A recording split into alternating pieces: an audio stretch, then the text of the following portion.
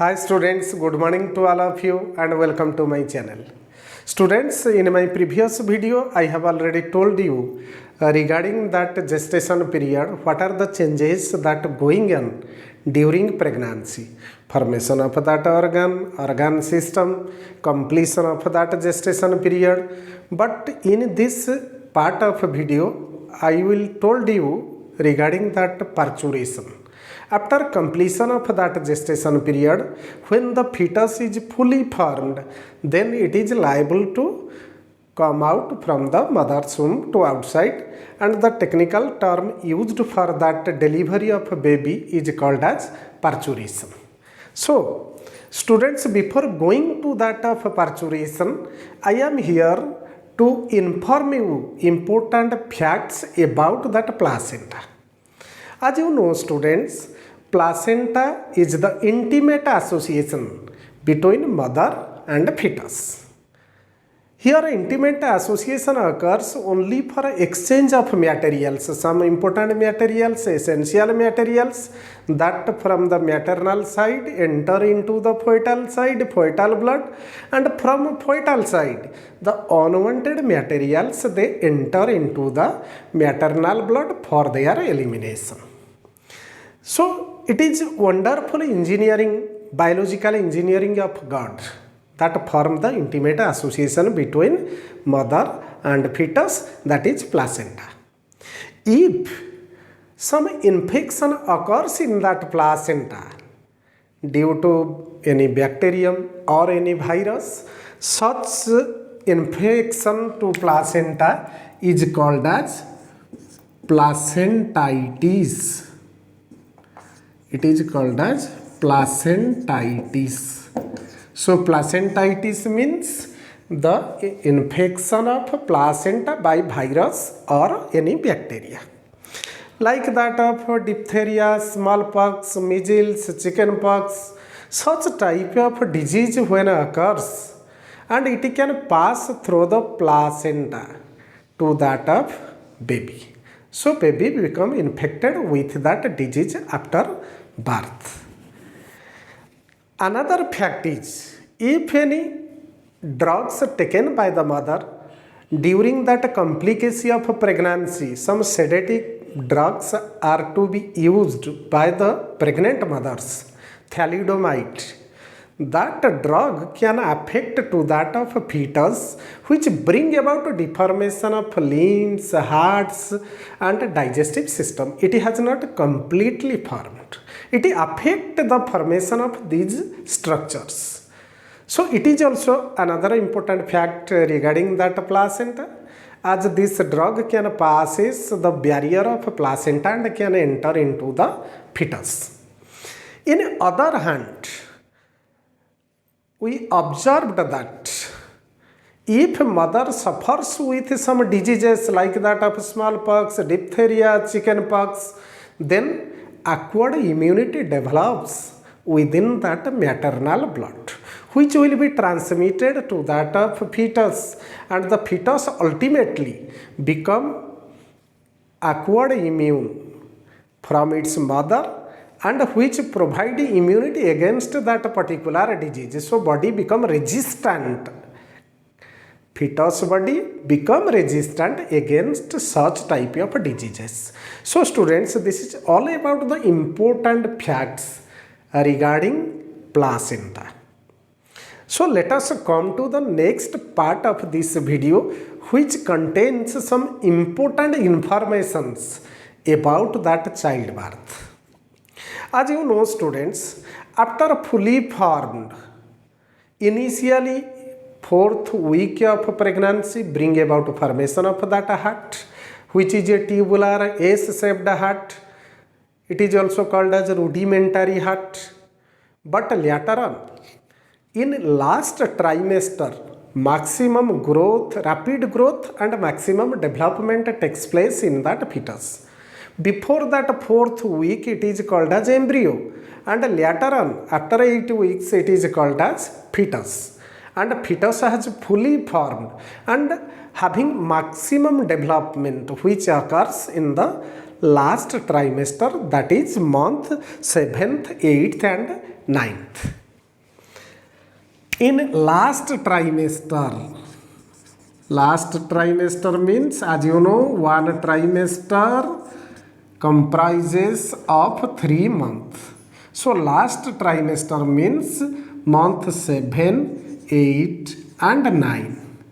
During these 3 months, rapid growth and maximum development and differentiation takes place, so that the fetus become fully formed and liable to come out from mother's womb, by which process the fetus, the baby that come out from the mother's womb to outside through the birth canal, that process scientifically called as parturition.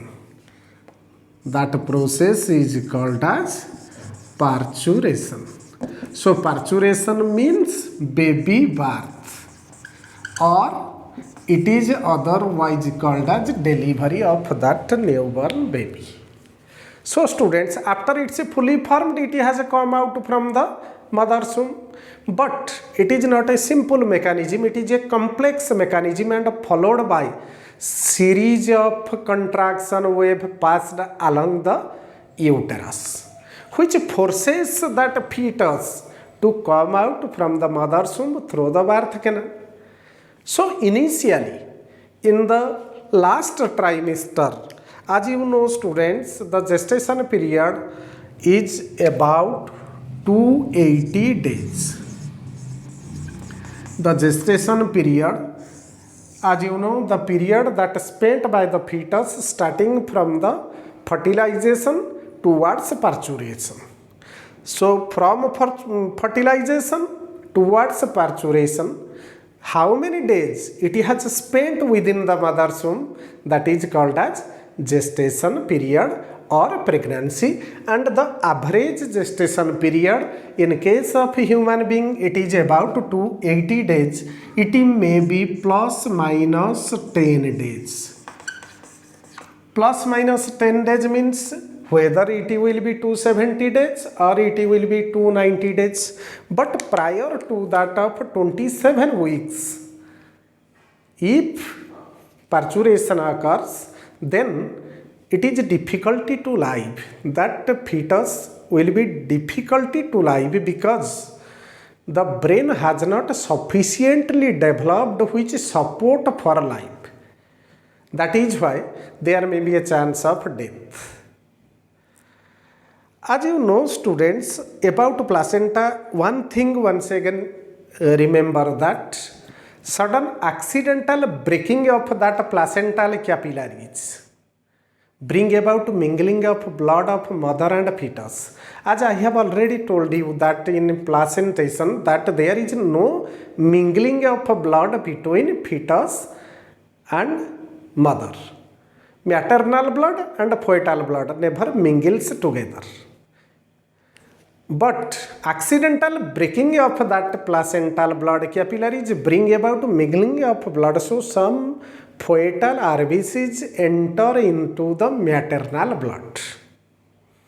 If the fetus having that Rh positive blood and mother having Rh negative, then in presence of that Rh positive antigen, mother's blood produces antibody against it, which antibody once again enter into the fetus. So it act against that Rh antigen and bring about serious damage to that of number of RBCs. So newborn baby suffers with jaundice. So students, during parturition, the fully formed baby removed out from mother's womb by the process called as parturition. So during parturition, fetus as well as placenta, it stimulates that hypothalamus of brain. So the hypothalamus gets stimulated, then it stimulates posterior lobe of pituitary for secretion of a hormone named as oxytocin. So oxytocin hormone secreted which act upon the wall of uterus. Once again students, fetus and placenta stimulates that hypothalamus of brain. Hypothalamus stimulates posterior lobe of pituitary. As you know, hypothalamus is the supreme endocrine gland which stimulates that master endocrine gland, that is pituitary, and the posterior lobe of pituitary gets stimulated. So it is secretes the hormone named as oxytocin. That oxytocin bring about contraction of muscle layer of uterus. So it act upon uterus. So a long series of contraction wave passes along the myometrium of uterus. That series of muscle contraction is called as labor pain. So there are three stages of that labor pain. The first labor pain induced by that oxytocin secreted from posterior lobe of pituitary and act upon that uterus. So a series of wave, contraction wave passes along the musculature of that uterus, which bring about eject of that baby towards the birth canal, and during that time the head turn towards the cervix. So the birth canal dilated. The first stage of labor pain is stronger, and in case of fast pregnancy it rhythmically and frequent occurs in 30 minutes at successive duration, and it lasts for 8 to 24 hours. In second labor pain, the fetus eject out from mother's uterus to outside. That process is called as parturition, but the parturition process has not completed. It has not completed because some part of that structures remaining within the uterus which has not removed out. So after removal of all the parts, fetus along with that placenta, then parturition occurs. So placenta breaks its contact from uterus. Then after birth, in second labor pain, birth has already occurs. The fetus removed out from the uterus, which is followed by the next labor pain, that is the third labor pain. In third labor pain, the placenta removed out from that uterus and come out from that uterus. So it occurs 10 to 20 minutes after parturition of a baby. After delivery of a baby, it is followed by 10 to 20 minutes. Then placenta removed out from the uterus, and during that time there is a connection made in between that placenta and fetus by a cord like structure. As I have already told you, it is umbilical cord, which is formed of 2 umbilical arteries and 1 umbilical vein. Then by cutting down of that umbilical cord, connection removed from that placenta and the fetus, and the umbilical cord cut down there. So students, after birth of the baby is nourished by the mother. As in case of mammals, parental care is well established. So newborn baby or new young one, after its birth, neonate, after its birth, it is nourished by the mother's mammary gland. So that process of nourishment to that of newborn or neonate is called as lactation. So this is all about that parturition. Then the next event that occurs in human development is lactation. So students, lactation is feeding to that of neonate after birth. And the feeding occurs from the mammary gland of the mother, and it also occurs, as you know, parturition occurs by fetal ejection reflex. There is a reflex action here to eject out that fetus, and that occurs by the hormone oxytocin. So during lactation, by the influence of hormone secreted from anterior lobe of pituitary, that is called as prolactin or lactogenic hormone, it help in secretion and production of milk in mammary glands alveoli. So alveolar gland secretes that milk, produces that milk, and that milk stores in ampulla, and that ampulla loaded with milk, it come out from mammary gland when baby suckle the nipple of that mammary gland. It is also called as lactational reflex, and this reflex action is carried out by the stimulation of baby to that of nipple, and during stimulation to that of nipple by the baby, it stimulates that hypothalamus. Later on, the posterior lobe of pituitary is stimulated and secretes that hormone oxytocin, which act upon the musculature of mammary gland, which bring about contraction of that ampulla where milk stores. Then through the pores, through the opening of mammary gland in the nipple, it eject out milk to the mouth of baby. So milk ejection hormone is oxytocin. So oxytocin is called as milk ejection hormone.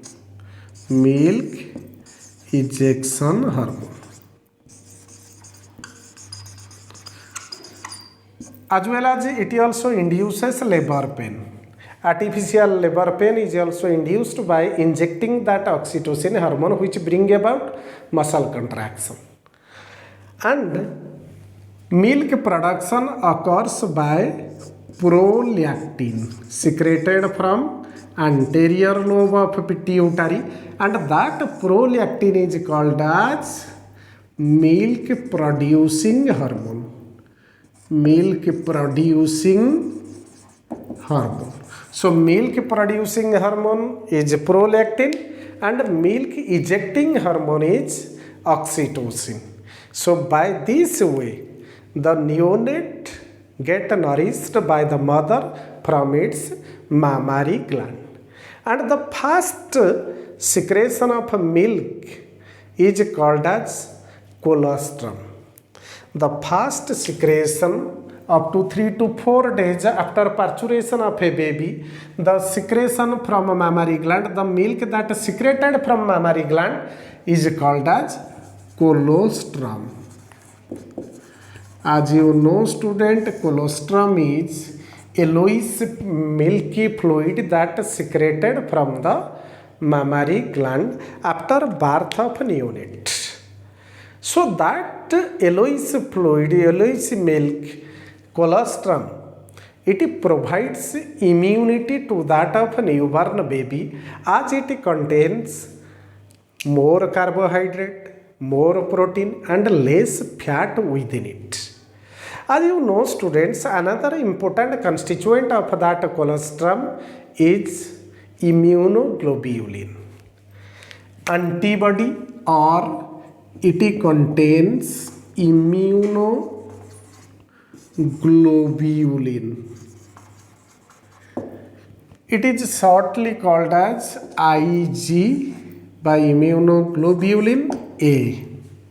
Alpha immunoglobulin contains that colostrum which provide immunity to that of newborn baby, and it is mandatory to provide that colostrum to that of newborn baby, and it provide energy to that of newborn or young one. So by the process of lactation, the newborn baby is nourished by the mother from its mammary gland. Later on, lactation occurs up to 6 months after birth of the baby. So this is all about the process of parturition and lactation. So students, if you like my video, then subscribe my video, so that I become inspired to do more and more videos and some valuable tips towards your council CHSE examination. Thank you.